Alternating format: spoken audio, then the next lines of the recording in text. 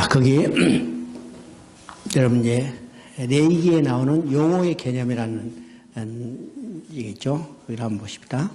레이기에는 나오네요. 우리가 레이기를 잘 이해하려면요, 레이기에 나오는 용어의 개념을 잘 알아야 해요.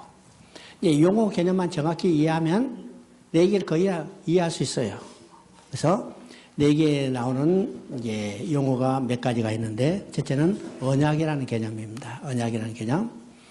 언약이라는 말은 레이기에서 그렇게 자주 나오는 말은 아니고 한 8번 정도 나옵니다. 8번밖에 나지 않는데, 그러나 레이기는 근본적으로 이 언약이 기초가 돼서 레이기라는 책이 이루어졌다고 우리가 볼 수 있습니다. 레이기라는 책은요, 전반적으로 시내산에서 이루어진 언약의 틀 안에서 그 기본을 바탕을 둔 책이 바로 레이기입니다. 언약의 목표는 어떤 것인가? 시내산 언약이 이렇게 되어 있죠. 이스라엘 백성이 애굽에서 나와서 시내산에 도착했어요. 그래서 하나님이 모세를 통해서 말합니다. 백성에게 말하라. 이 백성 너희가 내 명령을 준행하면 나는 너희 하나님이 되고 너희는 내 백성이 되리라. 그래서 이제 모세가 그 말을 백성에게 전했어요. 너희가 하나님의 명령을 준행하면 하나님은 너희 하나님이 되고 너희는 하나님의 백성이 될 것이다. 그랬더니 백성이 뭐라고 했어요? 우리가 다 하나님의 명령을 준행하겠나이다. 그랬습니다. 준행하겠다. 그래서 준행하겠나이다 했기 때문에 이제는 하나님과 그 백성이 계약이 맺어진 거죠. 그렇죠? 너희가 내 명령을 준행하면, 그랬더니 우리가 다 준행하겠나이다. 그러니까 계약이 맺어졌어요. 그래서 이 계약에 의해서 맺어진 것을 우리가 시내산 언약이라고 합니다. 시내산 언약. 시내산 언약은요, 다른 언약은 다 일방적인 언약이지만은 시내산 언약은 쌍방 언약이에요. 쌍방 언약. 내 명령을 준행하면 준행하겠나이다. 그러니까 쌍방 언약이죠. 쌍방 언약. 여러분이 계약의 성질을 볼 때 다른 계약은 일방적인 언약입니다. 일방 언약. 하나님이 인간에게 일방적으로 주시고 이 언약은 하나님이 성취하는데 시내산 언약은 쌍방 언약이에요. 그래서 시내산 언약은 쌍방 언약이기 때문에 그 백성이 이 언약을 지키지 못할 때 이 언약은 폐기된 거예요. 폐기된 거죠. 이것이 이제 이 시내산 언약의 특징입니다. 특징이죠. 그래서 이제 이 언약의 기초를 두고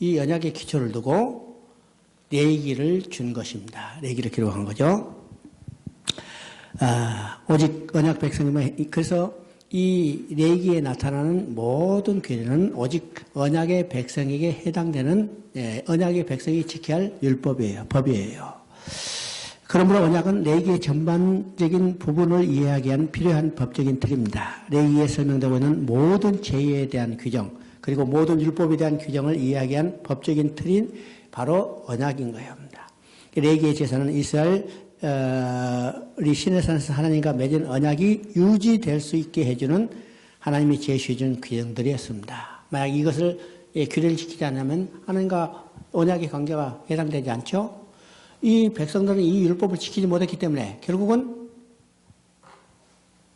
하나님은 그들이 범죄하고 또 하나님을 떠나서 범죄하기 때문에 하나님의 징계를 받게 되는 것입니다. 그러나 우리가 이 하나님이 언약의 백성에게 지키도록 이 율법과 규례를 주셨지만은 인간이 이 언약을 지킬 수 있을까? 지킬 수 없어요. 하나님 이미 아세요. 이 언약 백성에게 율법을 주셨지만 율법을 지키지 못할 것을 이미 아십니다. 그것이 어디서 나타나냐면 민수기 15장에 나타나요. 너희가 부주 중에 범죄하거든. 너희 중에 범죄하거든. 그래서 범죄한 백성에게 하나님께 나아갈 길을 보여주는 것도 바로 레이기를 통해서 보여주고 있다는 사실을 우리가 보여줍니다. 그래서 하나님은요, 너희가 이 법을 지키라. 법을 지키라고 율법을 주시지만 율법을 지키지 못하기 때문에 율법을 지키지 못하면 하나님께 나아갈 길이 없죠? 길이 없는데 하나님은 그 길을 레이기를 통해서 보여주고 있다는 사실을 우리가 봅니다. 그래서 레이기는 두 가지예요. 이스라엘 백성이 하나님의 언약의 백성으로 지켜야 할 법도를 주셨지만은 법도를 지키지 다 못할 것을 아시기 때문에 그 백성이 하나님께 나아갈 길을 동시에 보여주는 것이 레이기라는 사실입니다. 레이기는요. 그러면 레이기는 두 가지를 동시에 해야겠죠. 하나님 백성이 지켜야 할 법도가 무엇인가를 알게 하고 그것을 다 지키지 못할 때 하나님께 나아갈 길이 무엇인가를 보여주는 것이 바로 레위기라는 사실입니다. 그래서 레위기를 통해서 하나님께 나아가는 길을 알게 되고 하나님께 나아간 인간들이 하나님과 함께 어떻게 살 것인가에 대해서 보여준 것이 바로 레위기라는 겁니다. 그래서 레위기는 그 기초가 뭐냐면 시내산에서 맺은 언약의 기초를 두고 있다는 사실입니다. 두 번째는요, 하나님의 임재예요. 우리가 하나님의 간절한 소망이 무엇일까? 여러분 부모로서 자식에 대한 간절한 소망이 뭘까? 그죠? 자식과 영원히 함께 사는 거예요. 그죠? 하나님도 마찬가지죠. 하나님이 창조의 목적이 자기 형상대로 지은 인간과 영원히 함께 사는 거예요. 이 영원히 함께 살기 위해서 주신 언약이 뭐라고 써요? 창세기 2장 17절에 써요. 이 언약만 지키면 하나님이 통치하는 나라에서 하나님이 주신 생명으로 하나님의 공급으로 하나님의 보호를 받으며 하나님의 사랑 안에서 인간은 영원히 하나님과 함께 살 수 있어요. 그런데 인간이 이 언약을 지키지 못함으로 하나님이 주신 생명이 끊어지고 하나님의 공급이 끊어지고 하나님의 사랑이 중단된 거죠. 그런데 하나님은 언약을 어기고 떠난 인간을 버려두지 않으시고 그들을 돌아오게 하시는 것이 하나님의 마음이에요. 여러분 자식이 아무리 잘못돼서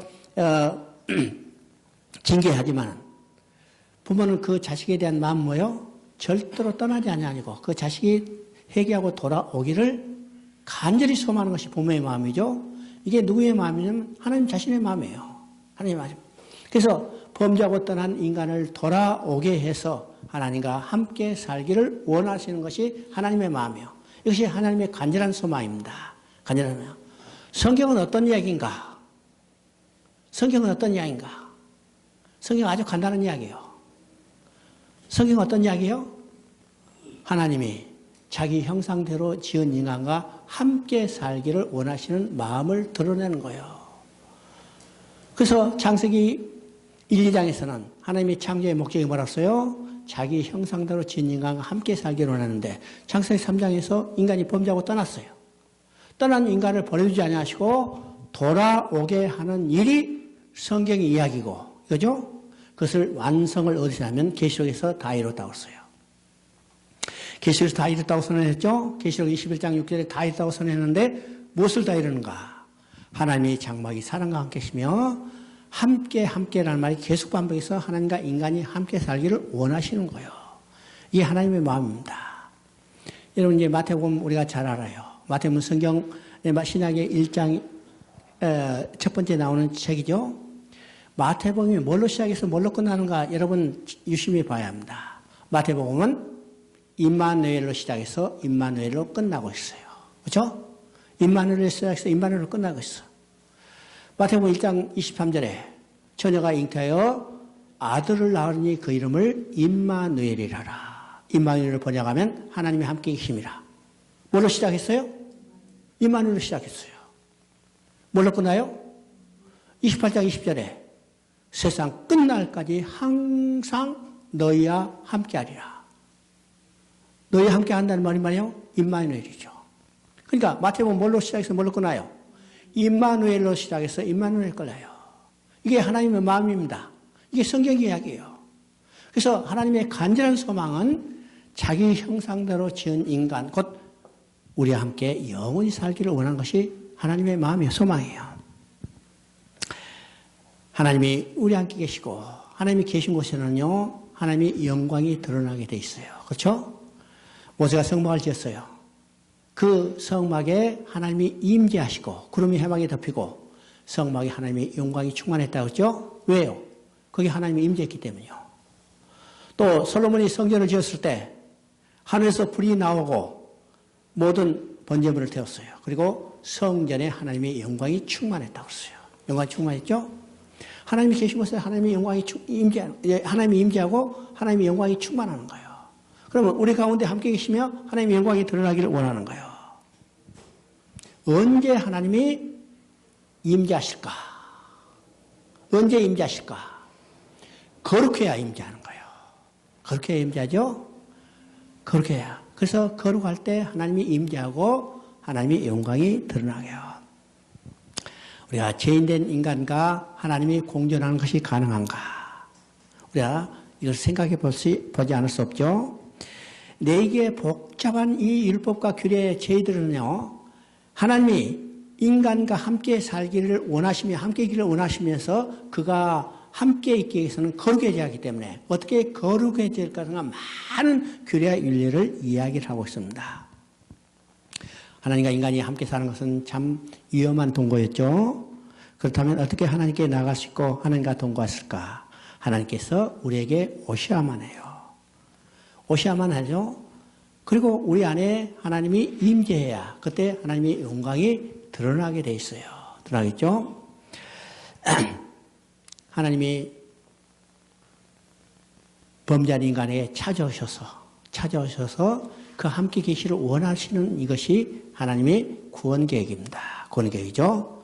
우리가 시내산에 내려왔을 때도, 우리 이제 출애굽할 때도 마찬가지죠. 하나님이 내려와서 너희를 구원하시고, 구원해서 인도해 내는 것이 그들이 시내산에 도착했어요. 시내산에 도착해서 하나님이 그들을 보시기 위해서 내려오셨어요. 내려오셨죠? 또 범죄한 인간을 구원하시기 위해 이 땅에 찾아오셨어요. 오셨죠? 하나님이 오셨어요. 우리 마태복음 이제 요한복음 1장에 보면 태초에 말씀이 계시고 말씀이 하나님과 함께 계시고 말씀이 곧 하나님이시라.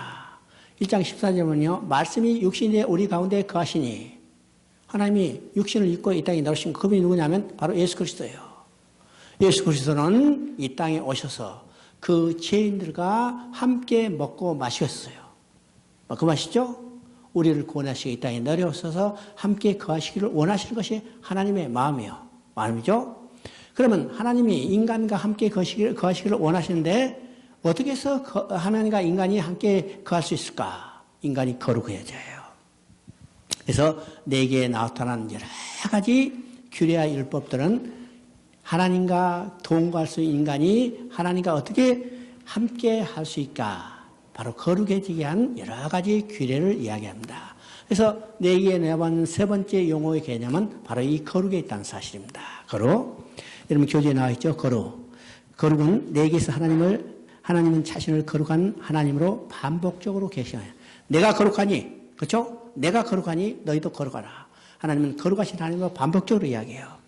하나님은 다른 어떤 특징보다 가장 중요한 속성 중 하나는 거룩하심이 있습니다. 거룩하심이 있어. 우리가 전능하신 하나님, 전지하신 하나님, 여러 가지 사랑의 하나님이 있지만은 하나님의 가장 중요한 특징 중 하나는 거룩함이에요. 하나님은 거룩하시기 때문에 함께 살기 위해서는 거룩해져야죠. 인간이 왜 하나님 앞에 쫓겨났어요? 범죄함으로 불의한 자가 됐기 때문에. 하나님, 거룩하신 하나님 앞에 쫓겨났죠? 그래서 하나님의 가장 중요한 속성 중에 하나는 거룩이에요. 거룩. 바로 거룩하신 하나님과 함께 살기 위해서는 인간이 거룩해야 하는데, 그래서 내게서 가장 중요한 핵심은 바로 이 거룩에 있어요. 거룩이에요. 절대적으로 거룩하신 하나님은 함께 살기 위해서 그 인간도 거룩해지기를 요구하는 겁니다. 그래서 이제 이 거룩은 두 가지 면에서 거룩하죠. 첫째는 죄의적인 면에서 거룩하고 또 하나는 도덕적인 면에서 거룩하는 거예요. 이제 레위기 1장부터 16장까지는 대부분이 이 의식적인 거룩에 대해서 이야기합니다. 그 다음에 레위기 17장부터 이야기는 바로 윤리적인 면에서 거룩성을 요구해요. 우리 삶에 나타나는 거룩성을 이야기하죠. 그렇죠? 예. 이 1장부터 16장까지는 제사 의식법을 통해서 우리가 어떻게 거룩할까? 그 거룩을 통해서 하나님께 나아가서 하나님과 어떻게 지속적으로 살 것인에 대해서 이야기를 합니다.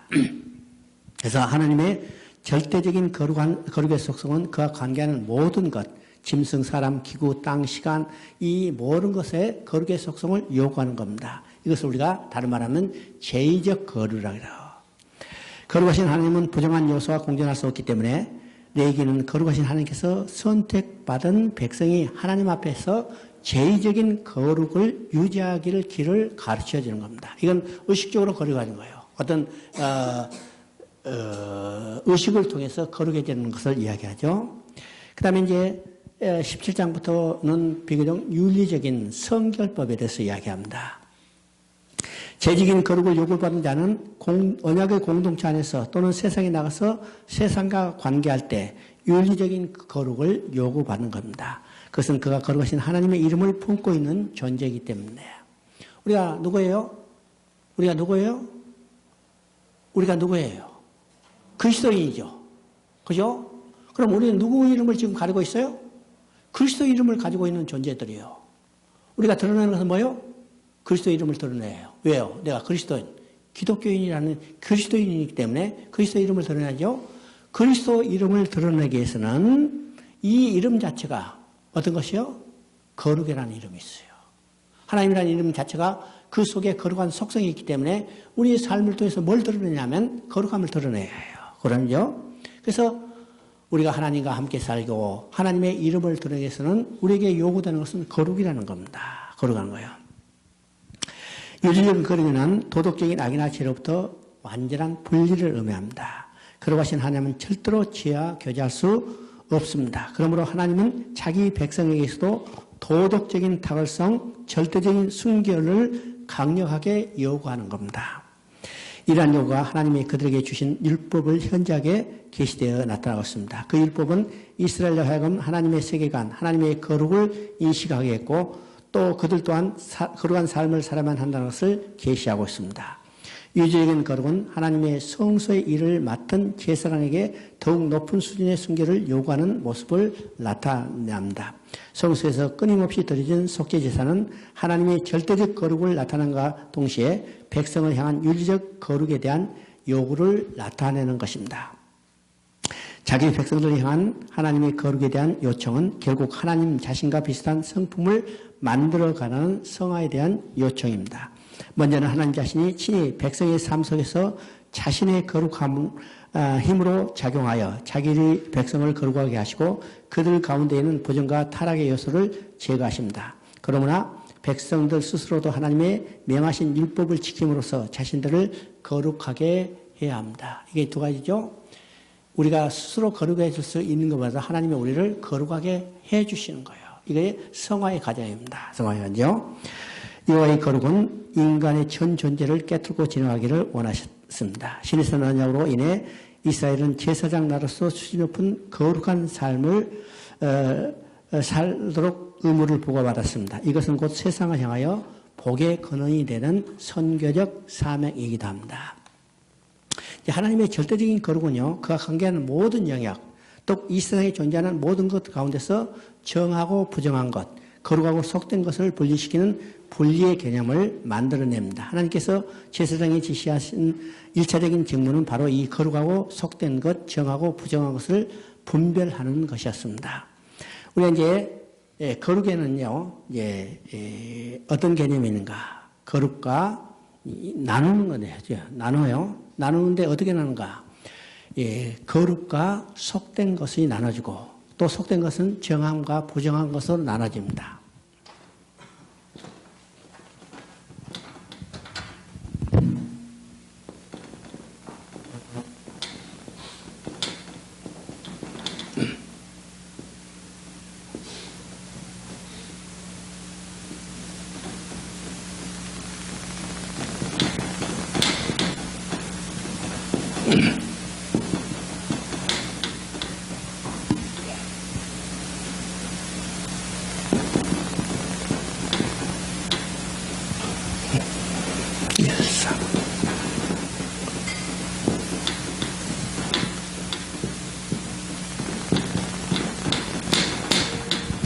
이런 개념으로 우리가 나눌 수 있어요. 거룩은, 거룩한 것, 성과 속이 구분되죠. 성과 속은. 그럼 우리가 이제 이 성과 속 하면 성은 거룩한 거고 속은 부정한 것이라고 이렇게 생각할지 몰라도 여기서 말하는 속은 부정한 것이 아니라 이게 보편적인 것입니다. 보편적인 거. 일상적이고 평상적인 것을 이제 속이라고 그래요. 속은. 그러니까 이 속의 개념은요, 속의 개념은 여기에 또 두 가지 개념이 있습니다. 정과 부정의 개념이 있습니다. 그럼 정은 어떤 것인가?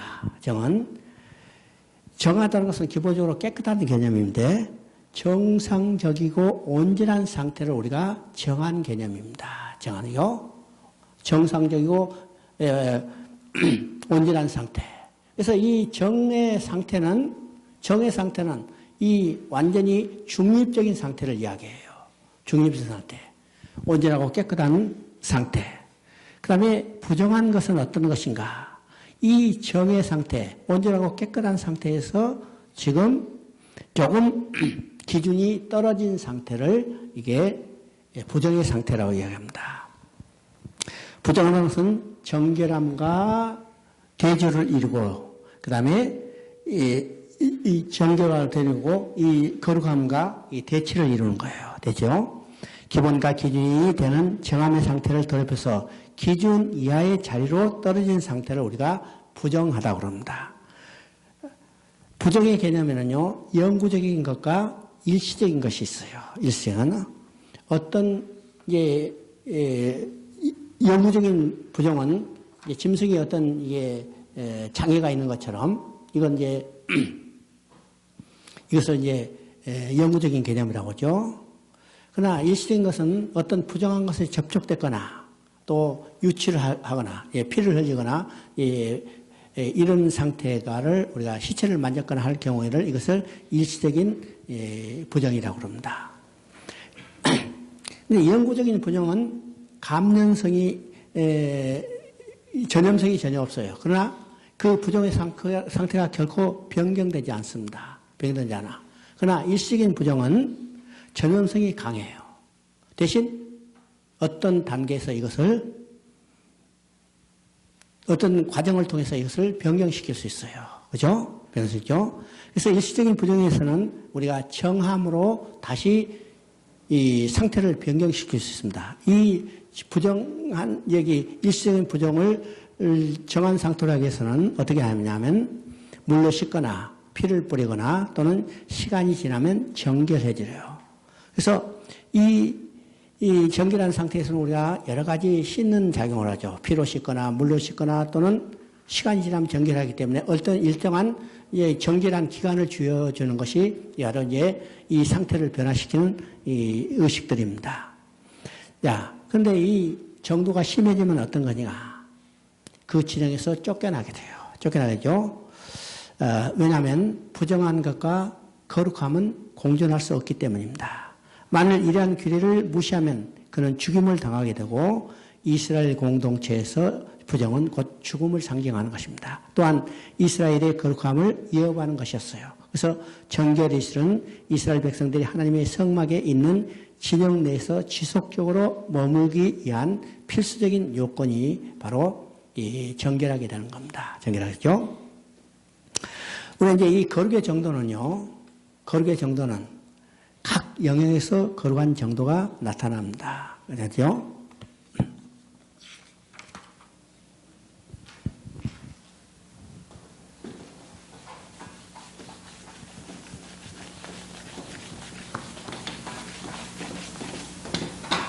우리가 이제 지금까지 몇 가지 우리가 몇 가지 이제 용어를 이야기했죠.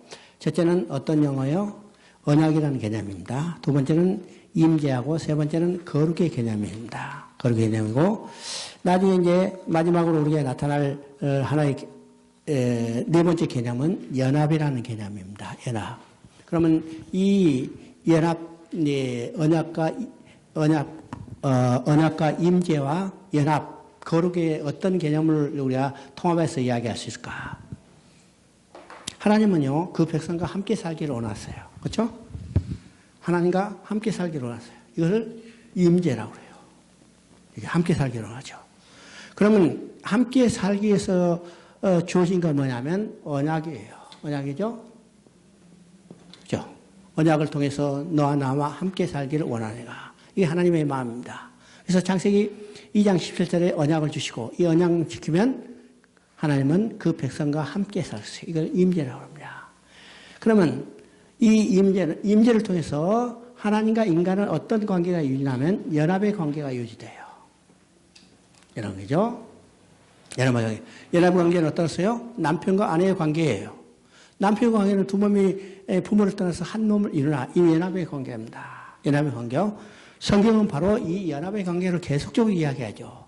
하나님과 인간은 남편과 아내에 관해서 결혼해서 두 몸이 한 몸이 되는 연합의 관계를 지속적으로 이야기하죠. 지속적으로. 그러면 창세부터 계시까지 이 연합의 관계는 계속적으로 이야기합니다. 하나님은 언약을 주시고 언약을 통해서 연합의 관계를 이뤄서 영원히 함께 살기를 원하시는 겁니다. 그렇죠? 원하며. 그러면 이 연합의 관계에서 하나님과 영원히 함께 살기 위해서는 뭐가 필요해요? 바로 거룩해요. 거룩한 인간과 연합해서 함께 살기 위해서는 거룩해져야죠. 그러겠죠? 이 거룩해서 두 가지 방법에서 거룩을 요구합니다. 하나는 제의적인 방법에서 거룩을 요구하고 하나는 윤리적인 면에서 거룩해요. 그래서 이제 1장부터 16장까지는 이 제의적인 면에서 거룩을 요구하고 그 다음에 17장부터 27장까지는 이건 윤리적인 면에서 거룩을 요구하는 겁니다. 그러면 네 개의 전체적인 내용은 바로 이것을 통해서 이야기하죠. 이것을 통해요. 그러면 하나님은 근본적으로 인간과 함께 살기를 원하시는 거예요. 이 임재죠. 임재는 그 근거는 뭐냐면 그 기초는 뭐냐면 언약을 통해서 언약만 지키면 너와 나는 영원히 함께 살고 또 이 임재는 뭘 드러내냐면 언약을 통해서 나타나는 연합의 관계예요. 남편과 아내의 관계인 거죠. 연합의 관계를 통해서 임재가 이루어지는 겁니다. 그러면 하나님과 연합을 통해서 하나님과 함께 살기 위해서는 인간에게 필요한 것은 뭐냐면 거룩이에요. 거룩. 그래서 얘기 전체는 이 바로 거룩을 요구하고 있는 것을 우리가 보게 되는데 거룩은 이제 분리를 이야기하는데 그건 성과 속을 분리하고 속은 정과 부정을 이야기하는 거죠. 부정. 그래서 이 속은 우리가 이 부정하다는 의미보다도 일반적이고 평상적인 것을 이야기하는데 그건 이 속의 개념도 정과 부정이 있다고 그러죠. 정과 부정은 평상적이고 일반적이고 평상적인 것이 정의 개념. 이건 이 중립적인 개념이에요. 중립적인 개념. 부정은 이 기준에 떨어지는 것, 미치지 못하는 것을 부정이라고 그럽니다. 부정은. 그러면 이 부정에는 영구적인 부정과 일시적인 부정이라고 써요. 영구적인 부정은 어떤 짐승이 이 장애가 있다든지 하는 것은 이건 영구적인 부정이죠. 이 영구적인 부정은 전염성이 없지만은 이 상태를 변형시킬 수 없어요. 그러나 일시적인 변형은 시체를 만졌다든지 또는 피를 흘렸다든지 하는 경우에는 일시적인 부정입니다. 그것은 고칠 수 있죠. 그러나 그것은 또 이 전염성이 강한 거예요. 전염성이죠. 그래서 이 부정한 상태를 고치기 위해서는 어떤가? 씻거나 피를 뿌리거나 시간이 지나면 고치는 거예요. 또 이 부정한 상태가 심하면 진행해서 쫓겨나는 거예요. 쫓겨나는 거죠. 그래서 이 부정의 상태뿐만 아니라 이 거룩의 상태는 이스라엘 백성의 삶 가운데 여러 가지 형태로 구분이 나타나요. 구분이 나타나는데 첫째는 각 영역에서 구분이 나타나는데 첫째는 땅에 나타나는 자동 현상입니다. 땅에서 나타나는 자동 현상. 땅에 나타나는 현상은 여러분이 그 그림이 있지만은 이것을 이제 다른 것으로 그려보면 이래요.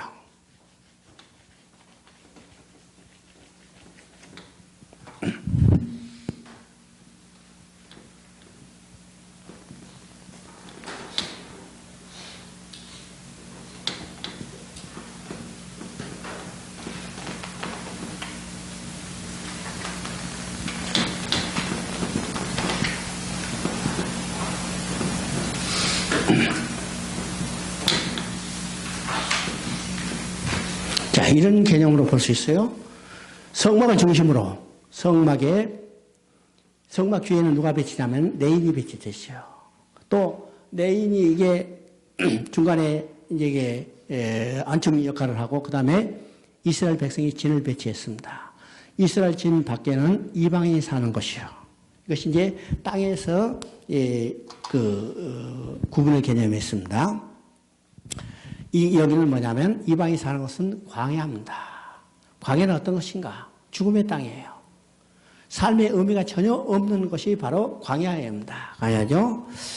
이 걸감의 자동에서는 우선 이스라엘 진영의 배치에서 나타나는데, 먼저 이스라엘 진 밖은 이방인과 제의적으로 부정한 자들이 영역인데, 이 영역에 거하는 데는 특별한 자격이 필요하지 않고, 이스라엘 백성도 제의적으로 부정하게 되면 진 밖으로 쫓겨나게 돼요.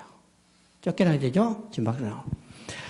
일정 기간 동안 진 밖으로 나갔다가 거기서 정하게 됐어요. 다시 진영으로 돌아오게 되는 겁니다. 우리 이제 나병 환자의 규제를 보면 나병 환자로 판정해서는 진 밖으로 쫓겨났다가 거기 나오면 제사장의 이제 진단을 받고 진영 안으로 들어오게 돼 있어요. 그러니까 이스라엘 백성이라도 부정하게 되면 진영 밖으로 쫓겨나게 되는 겁니다. 쫓겨나게 되죠. 이스라엘 백성 진영은 정결한 곳입니다. 하나님과 언약 관계 속에 있는 백성들이 거하는 곳이 바로 이 이스라엘 백성이 거하는 곳입니다. 이스라엘은요. 하나님이 성막을 짓고 동서남북으로 진을 배치어 살라. 그래서 진의 일꾼은 다 성막을 향해서 배치됐다고 했어요. 이것이 이스라엘 백성, 하나님의 택한 백성, 거룩한 백성이 사는 곳을 이야기합니다. 진 중앙에는 성막이 있으며 성막은 하나님과 임재가 머무는 거룩한 것입니다. 이 거룩한 성소를 중심으로 이스라엘 백성이 살았는데 그 성막의 둘레에는 누가 살았냐면 특별히 구별된 레인이 그곳에서 살았어요. 이들은 성막을 둘러싸고 자신들이 천막을 설치했습니다. 이로써 성막과 백성 사이에 완충작용을 했어요. 왜요? 지금 이스라엘 백성이라도 이가 완전히 죄가 해결되지 않았기 때문에 하나님과 직접 만나면 죽게 되기 때문에 그 사이에 누구를 하면 제사장 지파인 레위 지파를 배치해서 이 완충 역할을 한 겁니다. 완충을 하죠. 그러나 이러한 레위인들이라도 그 대부분은 성막 가까이에서 사역하는 것을 허락하지 않았어요. 그러면 성막 안에는 누가 들어가느냐?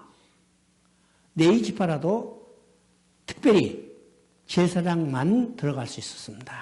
그러니까 이 땅에 있어도 이 완전한 구별이 되어 있죠. 완전히 이방 땅과 이스라엘 백성이 사는 곳과 그 다음에 레인이 사는 곳과 또 성막 안에서 들어가는 것은 이 레인 중에서도 하나님이 특별히 부름받은 제사장만 들어갈 수 있어요. 이 성막에도 이제 자동현상이 있죠. 우리가 이제 전체적인 그림을 봐서는 이게 이방과 이스라엘 진영과 레인과 성막이 있지만은 성막 안에도 이 거룩하게 구별되고 있다는 사실을 우리가 알아야 됩니다.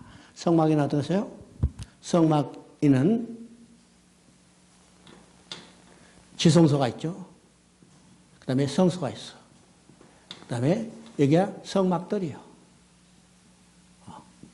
그러면 성막들과 성소와 지성소는 이건 또 구별되는 장소입니다. 구별되는 장소죠. 성막들은 이스라엘 백성도 여기에 제사드리기에서 들어갈 수 있어요. 그렇죠? 제사드리기에서 들어갔죠. 그런데 성소에는 백성들은 들어가지 못하고 제사장만 들어갔습니다. 제사장만 들어가고 또 지성소에는 일반 제사장은 들어가지 못하고 오직 한 사람, 대제사장만 들어갈 수 있어요. 그러면 땅 전체에도 지금 구별이 있지만은 성막에도 구별이 있다는 사실을 우리가 보게 되는 거죠. 보게 돼요. 성막의 성막의 건축적인 구조, 그 안에 기구를 만드는 재료, 성막에 대한 접근성들은 모두 거룩성의 정도를 드러내주는 겁니다. 그러니까 밖에서부터 시작해서 성막 안에 하나님 계시는 갈 때까지 이 거룩의 정도가 얼마나 철저하게 구별되어 있는 것을 우리가 보게 되죠. 그러니까 하나님께 나아갈 수 있는 사람이 얼마나 철저한 거룩성이 요구되는가를 이걸 통해서 보여주고 있습니다. 지성소에 가까울수록 점점 더 하나님의 임재에 가까워짐으로 거룩성의 정도도 더욱 커졌고 더욱 귀한 재료가 사용됐습니다. 이러한 거룩성은 각각의 휘장에 의해서 경계가 설정이 이루어졌습니다. 그래서 지금 성막들에 가는 것도 제사 드리는 백성만 들어갈 수 있고 또 성소에 들어가는 것도 이게 문이 있었어요. 그죠? 휘장이 있었습니다. 그 다음에 지성소에 들어가는 것은 가장 두꺼운 휘장이 있고 그 휘장 안에는 뭐가 그려지냐면 그룹들이 그려졌어요. 그룹들이 그려졌죠? 그러니까 성막 뜰에 들어가는 휘장, 이제 문과 성소 안에 들어가는 휘장에는 이게 가리가 쳐져 있었지만은, 이건 그룹이 그려지지 않았어요. 그룹이 그려지지 않았어요. 그러면 지성소 안에 들어가는 우리가 소위 말하는 휘장에는 뭐가 수가 나졌어요? 그룹이 수가 나졌어요. 이것은 어떤 것을 예표해요? 어떤 것을? 창세기 3장에 나오죠. 인간이 쫓겨가고 거기에 하얀검을 들고 있는 두루도는 하얀검을 들고 있는 그룹들이 생명나무 여기 들어가는 길을 지키고 있는 거다 비슷해요. 그렇죠? 바로 지성소에 들어가는 것은 누가 지키고 있어요? 그룹들이 지키고 있어요. 왜요? 함부로 들어가면 다 죽게 되기 때문에 죽음을 방지하기 위해서 하나님이 그들을 들어오지 못하도록 지키고 있는 겁니다. 지키는 거예요. 왜요? 이거는 가장 거룩한 성소이기 때문에 거룩하지 않은 인간, 조금이라도 거룩하지 않은 인간이 들어온다면 죽임을 당하는 게 죽음을 방지하기 위해서 들어오지 못하도록 그를 막고 있다는 사실입니다. 맞죠? 자, 잠깐 쉬었다 싶다.